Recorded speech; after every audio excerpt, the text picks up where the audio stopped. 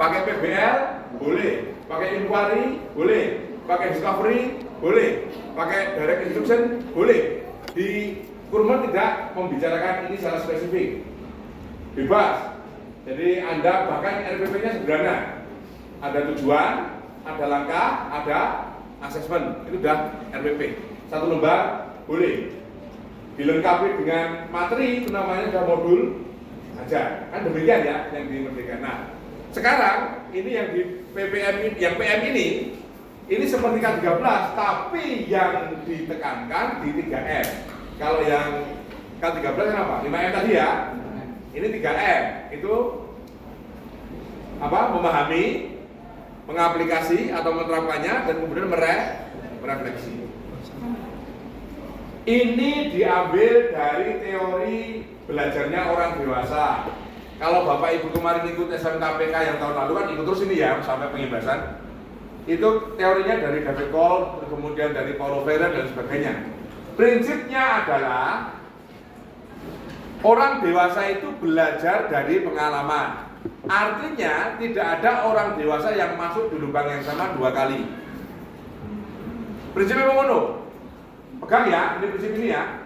Ini nanti akan dipindahkan ke pembelajarannya ke murid. Prinsipnya belajar dari pengalaman. Contohnya adalah saya paham, ini saya ikut diklat misalnya seperti ibu ini di Solo.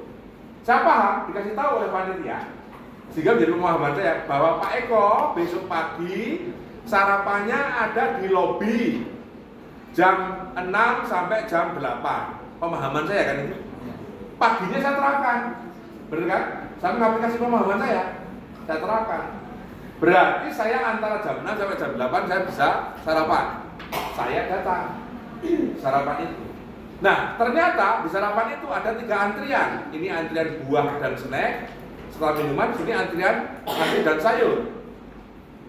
Lalu saya karena pemahaman saya hanya diminta makan, maka saya hanya antri saja. Clear ya?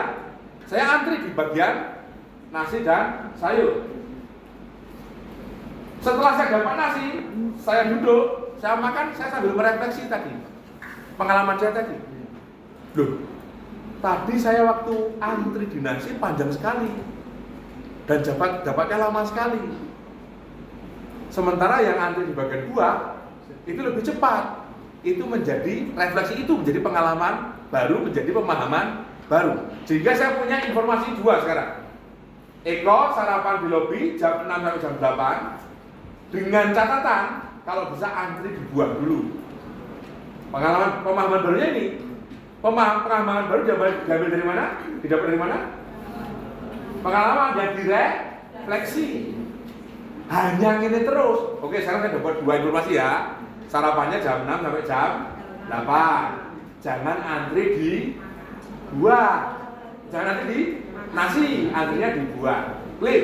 Hari kedua, pemahaman saya ini, apa yang saya pahami, saya aplikasikan. Bener kan?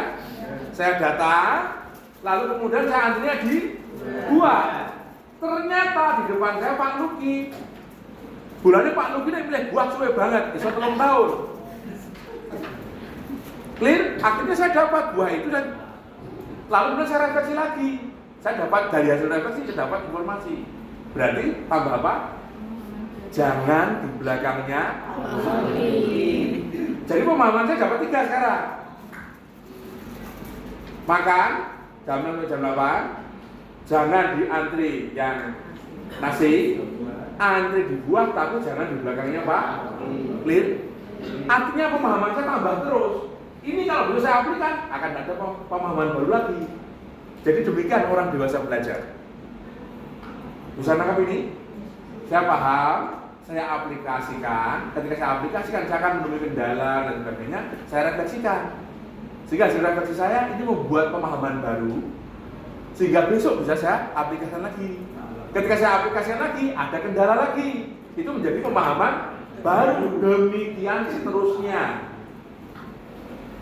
Bisa dipahami ini? Ini maksud dari memahami, mengaplikasi, merefleksi. Hasil refleksi ini menjadi pemahaman baru dan cara mengaplikasi yang baru. Saya dipahami. Jadi ini sih sebenarnya berlanjutan tadi Pak Dara. Konsepnya begini, tidak di bahasa Indonesia, semuanya begini berkelanjutan. Jika materi atau kontennya sama dan bertambah, sama tapi bertambah ya. Persoalannya di kita adalah konten materi kita seringkali melompat, ya. Ini sangat tergantung dari Anda membuat TP kalau begini ya. Karena sering melompat-lompat, sehingga kotak satu tidak ada hubungannya dengan kotak lain, kadang-kadang demikian seperti IPAS itu. Hari ini ngomong IPA, besok ngomong sosial, ada hubungannya, melompat. Jadi kita harus menciptakan hubungan agar ini bisa berkelanjutan. Dari sini bisa dipahami ya? Memahami, mengaplikasi, merefleksi. Cuma gitu contohnya, sesederhana itu contohnya. Tolong dipahami lebih, lebih sederhana lagi, biar bisa dimaknai. Ini diambil dari konsep POD, pembelajaran orang dewasa, belajar dari pengalaman. Nah, seperti ini disebut inquiry di dalam POD.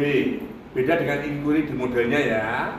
Maka kalau ada ikut guru penggerak, kemarin juga ada namanya inquiry apresiatif. Itu berkembang berlanjut, tapi apresiatif untuk manajemen atau pengelolaan. Clear ya? Ini untuk pembelajaran. Tapi nanti kaitannya dengan kolaboratif itu nanti. Jadi ini yang dengan inquiry.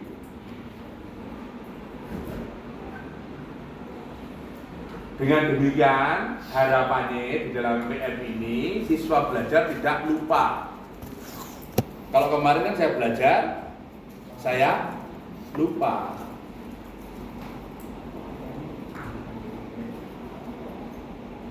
Jadi bisa dipegang ini. Nah, ini mungkin kuncinya di TP. Nek TP ini melompat, ya ora iso dibaleni meneh. Ingat, perhatikan contoh saya tadi. Contoh saya tadi kan, saya makan kan, antri makan hari pertama. Hari kedua saya apa? Juga antri makan kan, tidak berubah. Tapi kalau hari kedua berubah, jelas ini tadi ilmu tentang makan tidak akan bisa digunakan. Paham ya? Seringkali kan kita belajar, contohnya di matematika nih. Hari ini belajar tentang aljabar minggu ini. Semestinya minggu depan aljabar lagi, tapi minggu depan sudah belajar geometri. Ketemu aljabar lagi bulan depan. Apa yang didapatkan pengalaman di aljabar minggu ini di bulan depan wes lali. Karena sering melompat. Ini makanya ini kaitannya dengan TP dan ATP. ATP ini kudu runtut, nek iso seperti spiral, tidak melompat.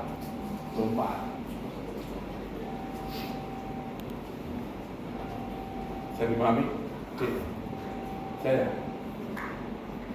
Nah, di dalam melaksanakan pengalaman belajar, memahami, mengaplikasi, merefleksi ini prinsip yang dipegang adalah berkesadaran, bermakna, dan menggembirakan. Berkesadaran itu maksudnya murid itu sadar iki ngajar apa, iki lagi belajar apa. Berarti saya tadi sadar bahwa saya sedang mengantri makanan, terus sadar dan harus menggembirakan. Sebab kalau tidak menggembirakan, murid akan stres. Nek murid stres, malah orang eling-eling. Dan harus bermakna.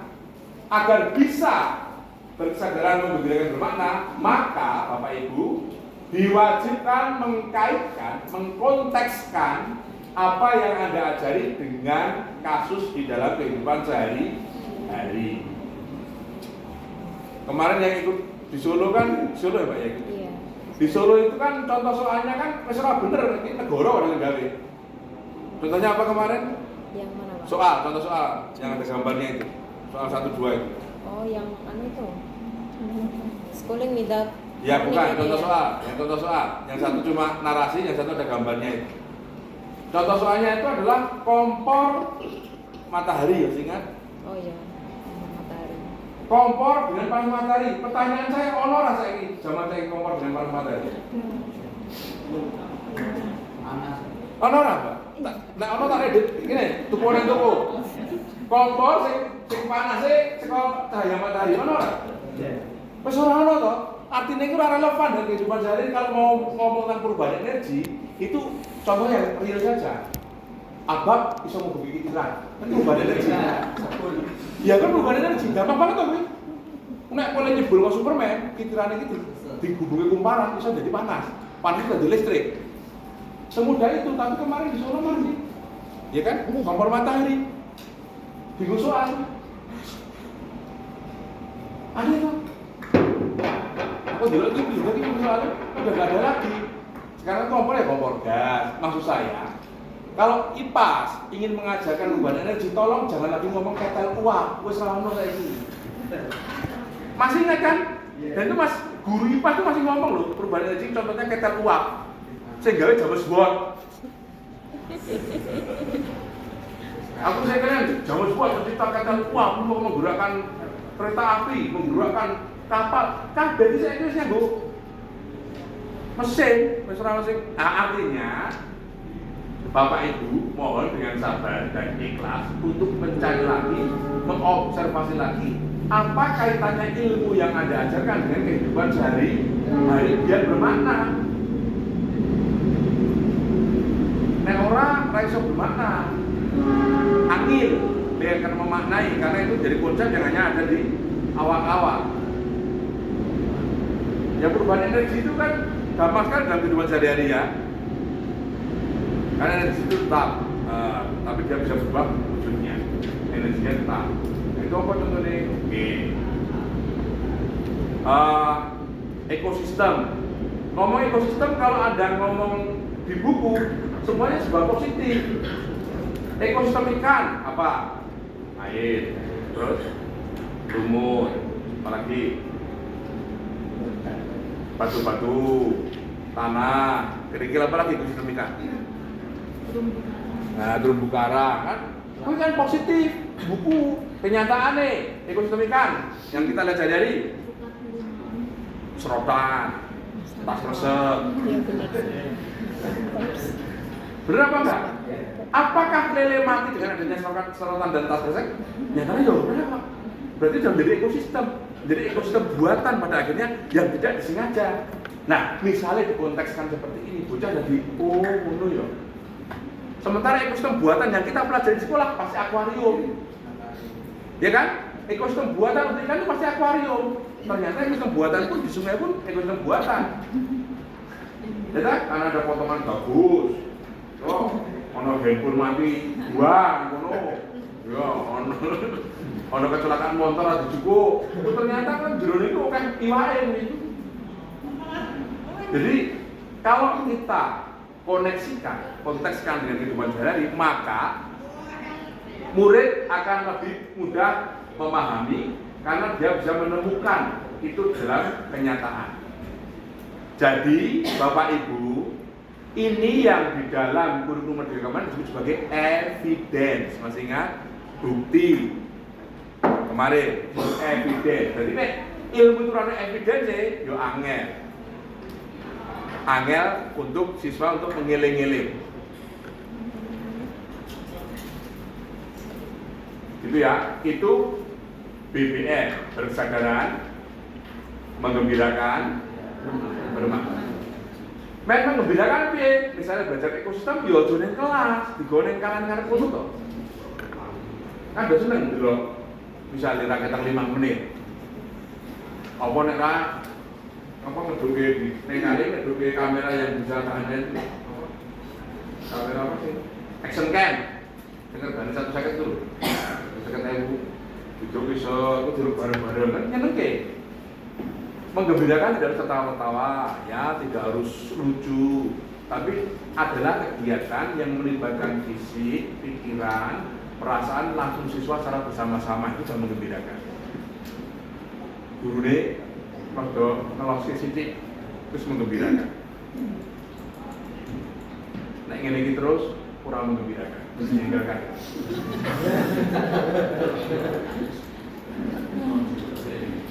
Kira-kira itu, ya. Nah ini semua dilakukan, memahami, mengaplikasi, merefleksi, dilaksanakan dengan prinsip berkesadaran, bermakna menggembirakan untuk mencapai 8 dimensi profil lulusan.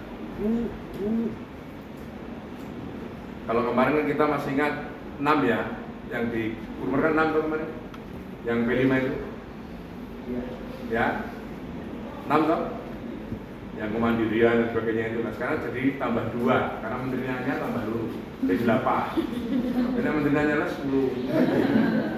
8 ya, ketuhanan yang Maha Esa, apalagi kemandirian, kewargaan, kesehatan, kolaborasi, berpikir kritis, ya, kreatif, itu komunikasi, ada 8. Tapi itu tidak dicapai oleh satu mapel, tapi dicapai oleh keseluruhan mapel. Jadi nek mapelmu adalah sejarah, yo rasa pengen mencapai kepercayaan terhadap Tuhan Yang Maha Esa, kayak Maha Esa. Kuwi rasa aku jadi ngoyo-woro. Biar itu urusannya PAI. Nah gitu ya. Gitu. Jadi PAI juga apa yang mencakup PAI itu saja yang dicapai. Karena nanti keseluruhan mapel ini akan mencapai 8 DPR. Tidak satu mapel harus 8 DPR itu terpenuhi. Orang mungkin. Gitu ya. Jadi pengalaman belajar sekarang itu memahami, mengaplikasi,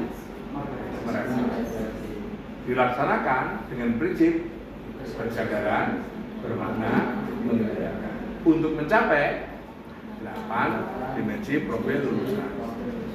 Ketika ini semua dilaksanakan, maka 4 olah itu sudah dengan sendirinya akan terfasilitasi.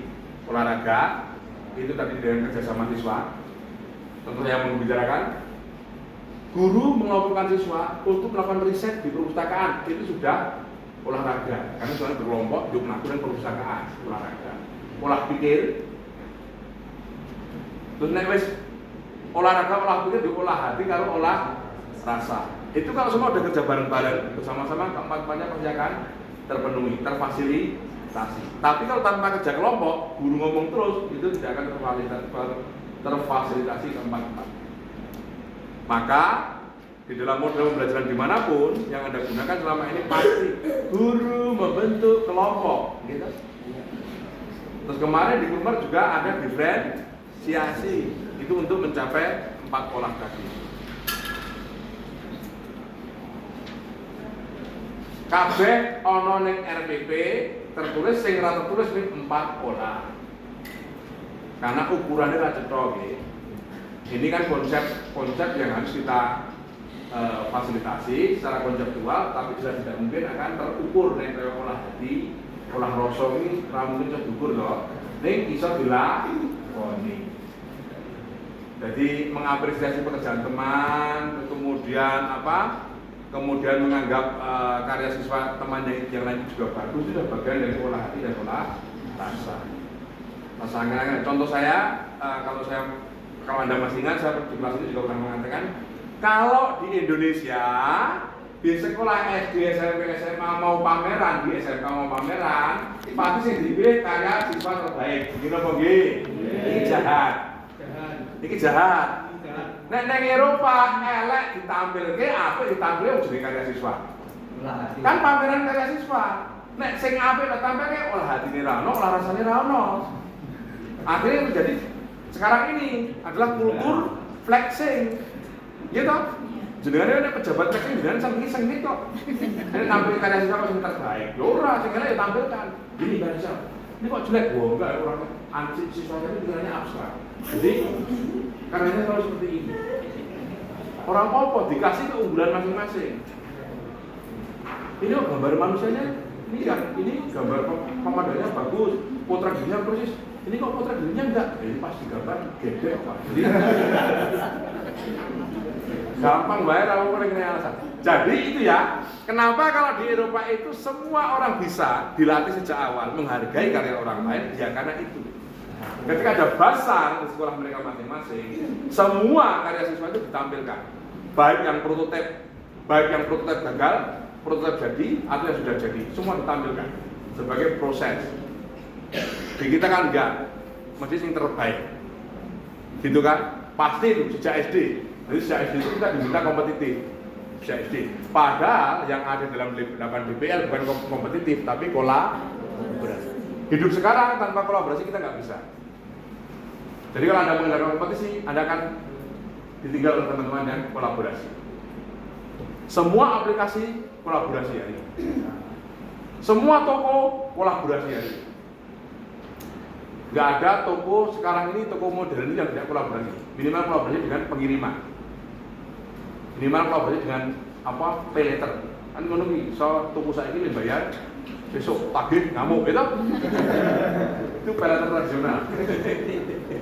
Yang nagih kau kan pasang emosi dia. Gitu Bapak Ibu ya. Jadi kalau kita kontekstualkan dengan kehidupan sehari-hari, siswa akan mendapatkan makna dari pelajaran tersebut. Kalau kita mengapresiasi semua pekerjaan siswa, sejelek apapun pekerjaan itu selama dikerjakan sendiri dan mandiri, maka kita wajib mengapresiasinya. Itu kita sudah memberikan olah hati, olah rasa, selain olah pikir dan olah rasa. Itu yang ditekankan di dalam pembelajaran mendalam.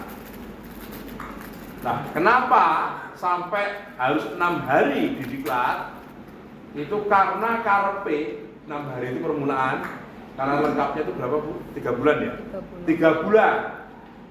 Ya itu 9 bulan 10 hari melahirkan. Jadi maka lengkapnya 3 bulan. Itu karena dipastikan ini dipraktikkan di kelas masing-masing. Harapannya demikian. Jadi Kementerian itu kepingin menegaskan bahwa PM ini benar-benar nanti diterapkan di kelas masing-masing. Sehingga siswa itu nanti bisa benar-benar memahami, mengaplikasi dan merefleksi dalam setiap pelajaran yang dia ikuti. Begitu Bapak Ibu, kira-kira. Ada pertanyaan?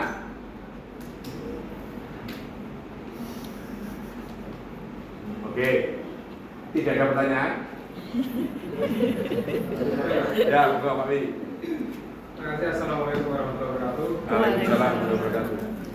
Yang saya tanyakan mengenai dari penjelasan Pak tadi untuk berkolaborasi nih. Jadi yang jelek ditampilkan, yang baik juga ditampilkan. Ya. Tapi pada yang saya tangkap gitu, biasanya kalau anak yang mungkin utaranya SD, SMP itu kebanyakan takut dan minder. Kalau zaman sekarang ya, kebanyakan takut dan minder, di mana hasilnya itu memang kalau dibandingkan dengan yang lain itu merasa paling jelek dan dia tidak mau untuk menampilkan hasilnya itu. Jadi untuk solusinya bagaimana Pak? Solusinya supaya anak mulai dari dini itu bisa percaya diri dengan hasil apa, dan nanti kalau bisa berlanjut tuh kayak ini tuh guru-guru mungkin yang sudah di bawah nanti bisa membimbing dengan seperti itu. Oke. Terima kasih. Terima kasih. Terima kasih Pak Tri. Terima kasih. Ini saya ada ilustrasi sedikit ya. Ada seorang anak wisuda TK, anak laki-laki ini. Dia gembira sekali menunggu wisuda itu. Ketika dipanggil namanya, dia senang sekali. Wah, lalu sambil menari-nari gitu, menerima ijazahnya dia, sambil pakai topi yang dia kenakan. Terus, Anda tahu kenapa dia menari-nari? Kenapa senang sekali? Dia pikir sekolah itu hanya sampai TK. Jadi dia senang sekali wisudanya lulus, senang sekali. Artinya apa? Karena dia pikir itu selesai, sudah nggak sekolah lagi. Artinya apa? Sekolah nggak menyenangkan. Sekolahnya nggak menyenangkan bagi dia. Jadi lulus seneng banget. Itulah kenapa Indonesia ini lulus dong ngomong sekolah kita menyenangkan. Intinya kui, kayak kan? Iya. Panggil sekolah lulus pasti dicacat pasti pawai intinya itu sekolah nggak menyenangkan. Sebab nek sekolah menyenangkan, orang perlu menunggu bendino seneng. Ono wong golek hiburan bagi wong stres. Karena bendino terhibur, karena boleh hiburan. Jadi ngono ya, secara psikologis, ya ta? Wah, grono nanggap apa tanggone nanggap wong melu nyanyi bunga-bunga itu wong kurang hiburan. Nah, ini menyangkut ke situ. Nah, Bapak Ibu Jadi semua yang disampaikan di persoalan tadi itu karena sekolah kita tidak menyenangkan. Karena sekolah kita sejak awal itu sudah membanding-bandingkan siswa dengan siswa lain, murid dengan murid lain. Bahkan ketika itu terjadi di rumah pun sama. Bapak ibunya membandingkan kakak dan adik. Itu parah. Maka anak kedua dalam sebuah keluarga itu paling kasihan. Karena saya dibandingkan dengan kakaknya yang lebih pintar. Pada akhirnya nanti yang paling survive anak kedua. Paling survive. Apalagi kalau punya adik. Anak kedua itu paling survive karena dia harus menyayangi adiknya, menghormati kakaknya. Dia adalah korban yang sungguh. Tapi kalau dia bisa keluar dari situasi ini, dia paling sukses. Ya kan? Anak kedua itu salah terus tuh. Jangan nakal, kamu seperti kakak. Ya kan? Tapi kalau adiknya nakal, itu kan adikmu masih kecil. Digituin aja dibalas loh. Jangan dibalas. Kan gitu. Jangan ngomong Pak, kelihatan kan? Oke, ini kita itu ternyata di sekolah kita menciptakan 80, sekian persen itu anak kedua. Sekolah itu tidak pernah menciptakan murid terbaik, tapi menciptakan anak kedua versi sekolahan. Ya kan? Kalau dia nakal, pasti disuruh seperti kakaknya. Kamu jangan nakal, kamu gak naik kelas. Ya kan? Gitu, selalu begitu. Pokoknya dia jadi anak kedua. Oke, Bapak Ibu. Nah ini bisa kita redam.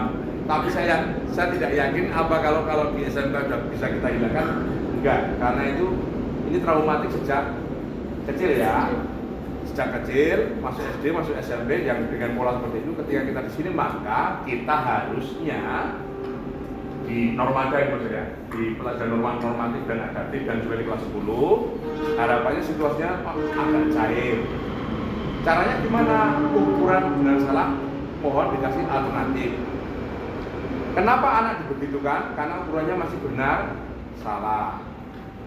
Menjatuhkan gelas itu salah. Di rumah harus mencontoh kakaknya. Makan sambil ngam salah, harus contoh, semuanya serba salah, sehingga dia harus mencari patron yang benar seperti apa. Ketika dia mencari patron yang benar, bapak yang paling benar, ternyata bapak ternyata juga berbuat salah. Patron ibunya, ternyata ibu juga berbuat salah dari apa yang diomongkan ibu itu sendiri. Contohnya, bapaknya misalnya perokok, ngomong kalau kamu mau buang sampah di tempatnya. Dia lihat bapaknya, kalau buang asbak itu asbaknya dunia, kemana-mana. Akhirnya dia melihat, bapak aja begitu, ya kan? Dia buang sampah tidak di tempatnya, tapi dia menyuruh saya membuang sampah di tempat saya, di tempatnya. Sementara saya tidak berani pada bapak karena bapak lebih berkuasa daripada saya. Akhirnya kan dia menjadi korban terus. Dari hanya konsep benar salah. Ini dilanggengkan di sekolah. Siapa yang paling benar di sekolah? Guru. Sehingga kebenarannya versi guru. Gambar tadi contohnya gambar baik dan gambar jelek. Siapa yang mau menilai? Guru. Nah, dinilainya ini Avandi nggak bakal jadi kaya. Avandi itu melukis menjadi terkenal justru karena tidak persis. Bapak, Ibu pernah nonton lukisan abstrak? Iya, pernah kan? Ini melukisnya kaya-kaya. Penggemarnya banyak. Coba dari SD, orang lulus nih. Mereka gurunya ini jadi orang ngerti lukisan, ini biji lukisan. Akhirnya gurunya ya gampang wae carane, dari gunung loro, tengah ono jalane, wis kuwi paling bener. Orang ngono salah. Nek ngono juga perspektif satu sudut Mas ingat. Tarik pojok set sehingga di tengahnya dikasih benda itu terlihat seolah-olah perspektif itu begitu. Dia lupa bahwa perspektif di gambar Majapahit, gambar di Bali itu atas bawah, bukan begini. Itu kan perspektif modern. Karena guru ora ngerti, nek bocah gambar wong iso munggah salah, elek. Begini guru kok, ini kan di belakang di atas. Kalau di belakang itu semakin kecil, ya kan? Kalau perspektif yang depan itu besar dan tinggi, enggak. Kalau perspektif modern, perspektif Bali itu yang belakang di atas, yang di depan di bawah. Guru ini ngerti, nih wenang biji, juk wenang nyalahke. Bener ora? Ini di semua mapel, di semua mapel. Planet yang mengitari tata surya, yang mengitari matahari terdiri dari Merkurius, Venus, Bumi, Mars, Jupiter, Saturnus, Uranus, Neptunus. Ora, gue nek cara nek guru rasi sinau tetep ngomong Pluto wis ditokke. Di ilmu modern, Pluto udah nggak ada lagi. Siapa penemu bola listrik? Nah, itu guru lama. Kalau guru baru itu penemu apa yang mengusulkan hak cipta bola memang Thomas apa? Jadi penemunya bukan. Nah, nek ukurannya yang bener guru rasi sinau meneh. Ya dadine apa yang sampaikan tadi. Akhirnya anak itu menjadi takut salah karena penilai utamanya bapak ibu guru. Nek wong mau disalah otomatis dia tidak punya confidential. Dia nggak akan percaya diri ngopo-ngopo wis wedi salah. Nah, bagaimana cara membangkitkan agar dia tidak takut salah adalah kita dengan mengapresiasi setiap hasil kerjanya sejelek apapun. Nih setelah diapresiasi ojo lali, dikasih motivasi, jangan dibiarkan. Udah tahu salah, bagus, enggak apa, salah terus aja. Jangan gitu. Enggak apa-apa, salah itu biasa. Ya karena kita manusia. Kalau kita benar terus, kita malaikat. Nah, enggak apa-apa. Tapi nanti coba, ini perhatikan begini. Nah, itu kita motivasi. Enggak apa-apa. Semua penemu di dunia itu juga dari kesalahan. Tanpa kesalahan nggak ada penemuan. Menurut cara motivasi. Nek kudu bener, tak bakal bener malah. Akan takut gitu. Maksudnya tadi, kenapa kalau di luar negeri, kalau ada bazar, semua karya sudah ditampilkan, maksudnya demikian. Karena siapa tahu ada orang yang justru tertarik dengan hal yang tidak baik, toh? Bener apa enggak? Sekarang itu motor banyak yang baru, ada Scoopy, ada Vario gitu. Tapi nyatanya luwih kayak Harry King gitu. Ya, penggemar Harry King lebih banyak. Padahal itu jelas kepul, kebule, dadak ngisi oli, sampai itu kudu dandani terus, gampang, teget gitu. Suaranya ora penak. Turun jalan jadi dilarang. Ini ternyata orang suka yang vintage. Jadi tidak mesti apa yang kurang baik itu tidak disukai oleh orang lain. Motor, saya suspensinya digawe sing apik, rada dhuwur, atau main sepeda yang glunjal ora. Tapi yang kota ini motor ceper bukan pengembarnya. Ya kan, karena glunjal sikile gini. Ternyata ada penggemarnya. Gitu. Nah, terus motor itu umumnya main aman, itu rodone ngarep sing rada gede, jadi main desa ngene, gitu ya. Neng kutha ana rodone gede sing mburi, dadi numpak ngene iki. Apa maksudnya? Menek boncengan nyenggol. Kuwi ora jadi. Neng ku penggemarnya oke. Jadi kreasi-kreasi semacam ini kelihatannya itu di luar nalar, tapi ternyata juga ada peminatnya. Sehingga jika ini dikembangkan di sekolah kita, maksudnya begini, tolong benar dan salah itu sedikit tidak plek-ketiplek ya, apalagi ilmu humaniora. Ilmu humaniora itu bisa dipandang dari berbagai macam sisi, sehingga ada diskusi. Tidak hanya serupa benar salah, tapi bagaimana argumentasi tumbuh itu lebih penting daripada sekedar menjawab benar. Seperti yang pernah saya sampaikan di kelas ini, memproduksi pertanyaan itu lebih cerdas daripada menjawab pertanyaan. Sementara di sekolah kita selalu diajari jawab pertanyaan. Dikirim yang bimbel, mingkon jawab pertanyaan. Ning jawab pertanyaan udah tak tahu iso. Ning pertanyaan bimbel iso. Jawab ujian iso. Golek gawean ora iso. Jadi memproduksi pertanyaan itu lebih cerdas daripada menjawab pertanyaan. Jadi ajarkanlah anak Anda untuk banyak bertanya.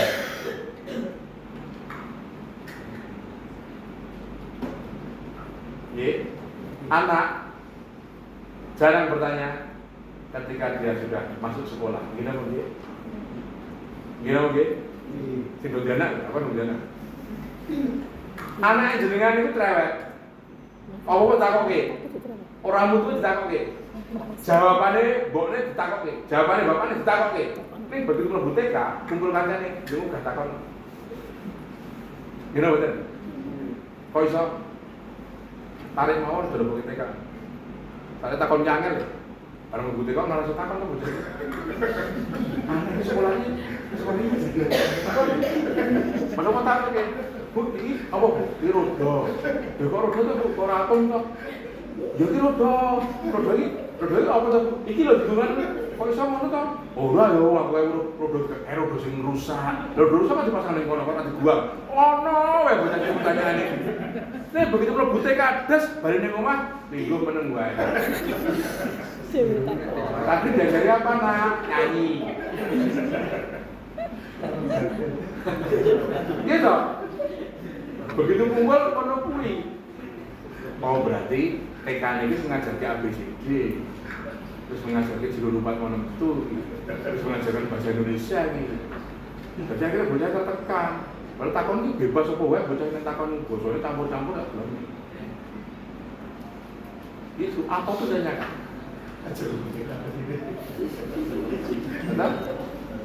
Nah sekarang ini harus kita refleksi Bapak Ibu.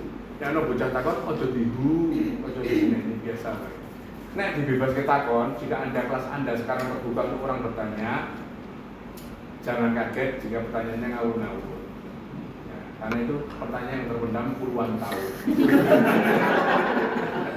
Ketika dibuka oleh gurunya, wes saya takon apa wae bebas, saya kira apa wes, takon apa wes, takon ngawur-ngawur lu rapopo, ojo sini. Memang kalau kita mau ini ya, karena anak sudah traumatis sejak TK, SD, SMP, kalau mau di sekolah kita, kalau kita mau membebaskan diri mereka, memang pertama kali harus ada kekacauan, tidak bisa tidak. Setelah kekacauan itu terjadi, nanti ada keteraturan, itu pasti. Karena kekacauan itu ada takut, ya udah rata terjadi. Mana maksudnya? Tapi apakah kita bisa mengubah mak berduduk cereng atau bisa? Susah. Proses. Tapi butuh proses. Tapi kita harus berani membuka kelas untuk siswa bebas bertanya apapun saja. Kalau kaitannya dengan pelajarannya orang pokok. Nek guru sudah sejak panjang liyane. Jadi pertanyaan yang muncul dari siswa tidak harus dijawab oleh gurunya. Bisa dijawab oleh siswa yang lain. Oke, siapa bisa bantu pertanyaan tadi? Kenapa hujan turunnya ke bawah, ke atas? Ya. Oke, siapa? Ini sama gue dong. Jadi bocah akan ngawur ya bangga, wow, udah jauh soal. Gitu ya. Jadi Bapak Ibu, kolaborasi itu penting sekali. Jadi maksud saya menyampaikan tadi jelek ditampilkan baik ditampilkan agar semua karya kulit itu bisa kita apresiasi. Nah ini Bapak Ibu di Nurmada itu penting banget ya, normatif adaptif itu penting banget karena tidak ada sungguhnya yang 100% itu benar. Matematika pun 10 bagi 3 sampai sekarang nggak ada jawabannya. Padahal dari ilmu eksak 10 bagi 3, 22/7 itu ada jawabannya dengan cara ini. Berapa keliling lingkaran kita ketemu dengan cara ini? Hanya mendekati. Tidak pernah Anda bisa ngitung keliling lingkaran, itu hanya mendekati. Yaudah sedikit mendekati gelapnya orang. Ingat, matematika di peluang ya, itu bukan ilmu pasti. Itu ilmu prediksi. Peluang itu prediksi. Kemudian di pembulatan, di bunga itu juga ilmu pasti, bukan ilmu pasti. Karena 0,7 dianggap 1. Jadi sombong 0,7 di depan. Nah jadi eksak. Nah ternyata 0,7 itu rupiah ya. Anda temukan di pembayaran di bank online. Anda beli Tokopedia, harganya 18.999. Duit sombong aja. Di paling jadi 1 sok. Gila betul? Apa orang dicak rupiah? Ini nyatanya bank ya kok nyatanya.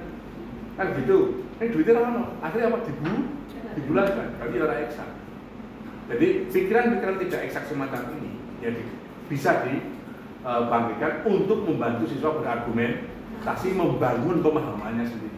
Kata-kata memahami di dalam 3M tadi itu sampai siswa bisa menjelaskan sendiri, menerangkan sendiri melalui bahasanya sendiri terhadap apa yang dia pahami. Itu jadi paham.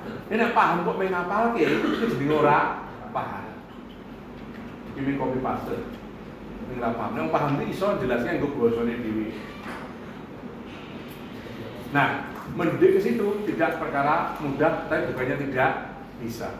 Iso Bapak Ibu.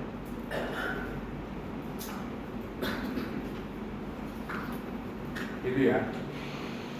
Sejarah sejarah di dalam 3M ini agak sedikit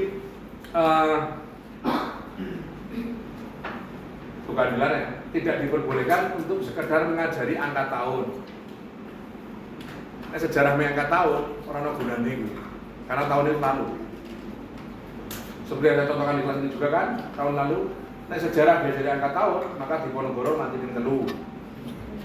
SD mati. Kalau takon itu di Ponorogo meninggal tahun. SMP ya mati. Di Ponorogo meninggal tahun.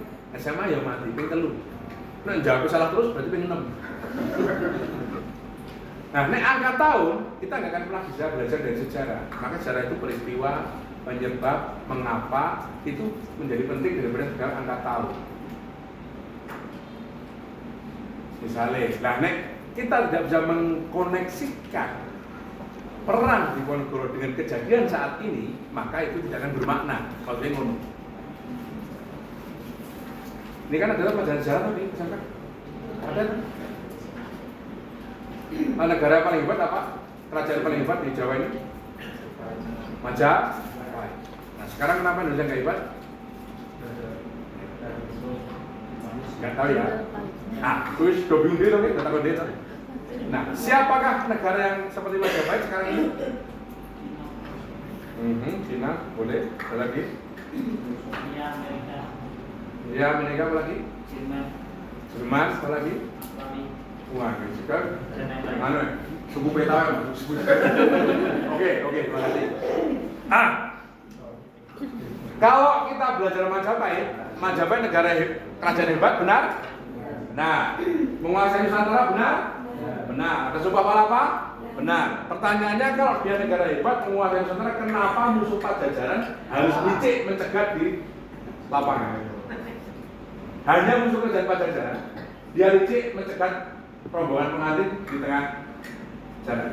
Strategi. Kalau hebat menguasai Nusantara nggak perlu itu kan, diguduknya rampung beres. Nah, ternyata kalau kita belajar itu kata Majapahit strategi. Tapi kalau kita lihat dari geopolitik, ternyata dia punyanya angkatan laut, angkatan darat. Sekarang ketahuan kan, berarti dia kalau angkatan darat kalah, dia punya maritim. Berarti perang pegunungan mesti kalah. Mulai dari jajah tekan Filipina, negara lautan. Kan gitu. Nah, gitu. Sekarang ini negara sing di daratan, ning nguasa lautan. Sinten? Sing Majapahit. Daratannya gede. Apa? Sing nganggo model Majapahit. Indonesia malah ora, Indonesia negara laut. Singapura ini menyeberang ujung ke ujung 45 menit rampung negara ini. Wong Indonesia tak nih dikirim orang juta nguyuh bareng pusing Singapura. Rasa perang guys. Wisatawan bilang ganti Pak Prabowo kabeh ono. Yo bareng guys. Balik kabeh. Tak durung mangkat kok mangan jengkol itu. Bisa polusi bau 3 bulan itu mereka. Tapi apakah kita berani melawan Singapura? Tidak. Malaysia berani perang melawan Singapura? Juga tidak. Karena dia menguasai maritim. Maritimnya apa? Perdagangan. Semua perdagangan di Singapura dijaga aman, berapa tidak? Bahkan kita pun negara besar nggak punya perjanjian ekstradisi. Jika koruptor kita lari ke Singapura di aman toh? Karena nggak punya ekstradisi. Ampuh banget tuh Singapura. Negara tidak duit jadi. Kok dibom di mercon apa sih? Nah, kira-kira Majapahit seperti itu. Jadi perdagangan di Majapahit dijaga aman. Kabilah yang datang dengan perahu dijaga aman. Hanya begitu. Nah, kalau belajar sejarah dengan dikontekskan begini, siswa oh iya Pak ya, kok Indonesia ngono ya? Kok saya ini sinau. Kowe kelompok kono gawe ngopo Indonesia ngono. Nah, sing kelompok ini, wah kok Singapura ngono. Seneng niku. Nek dikon ngeling-eling, siapa nama partai terkenal? Gajah Mada. Ngoten iki. Gajah Mada itu siapa? Partai bukan universitas. Nah.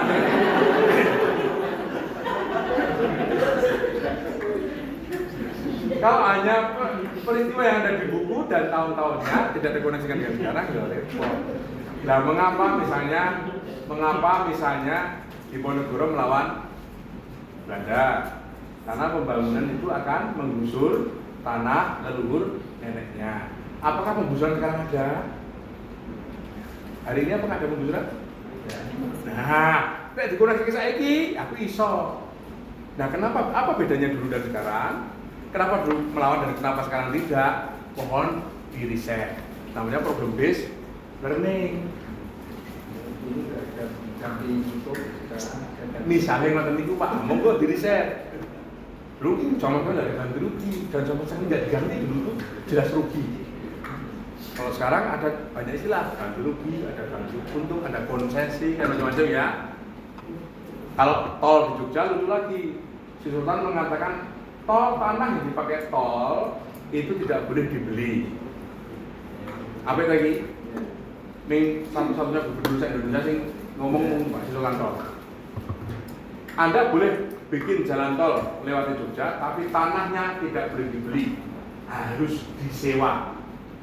Jadi bentahun itu lemah oleh duit. Nek itu main pisah, bener Pak? Gitu. Nyatanya Sultan ya bisa Pak. Nyatanya udah gelem kok bangun tol. Akhirnya bangun tol, aku nek nyewa itu kan berarti mahal Bu. Akhirnya mereka bangunnya di atas, sehingga disewa untuk pancangnya saja, tanah yang digunakan untuk tiang. Ini tetap nyewa.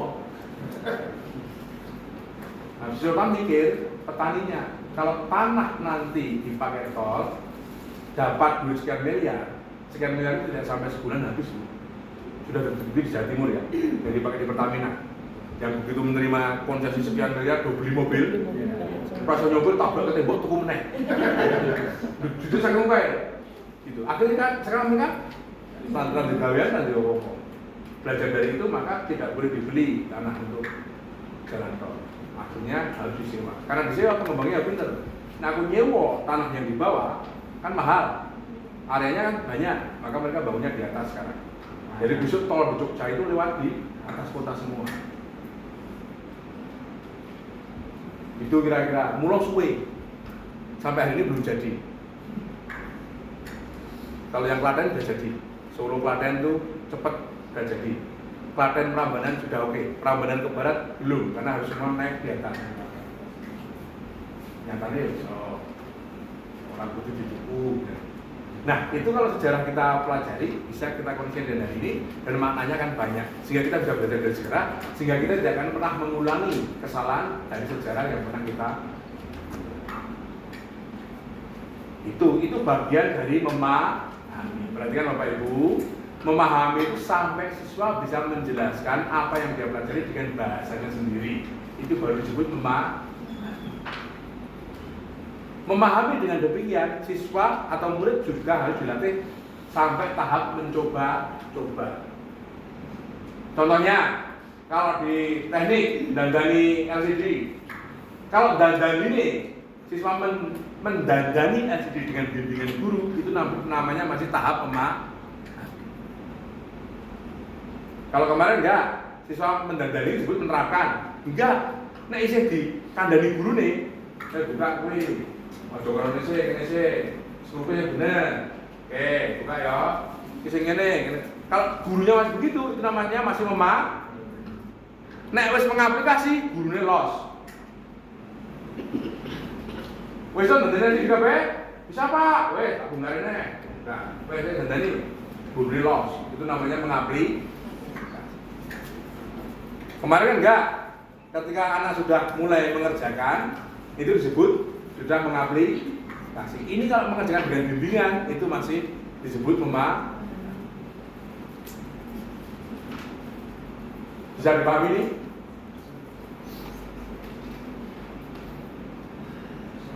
Ada pertanyaan? Dari 8, 3, 3, 4 ini? Karena prinsipnya hanya itu Bapak Ibu. Prinsip itu sing diklat telung sasi.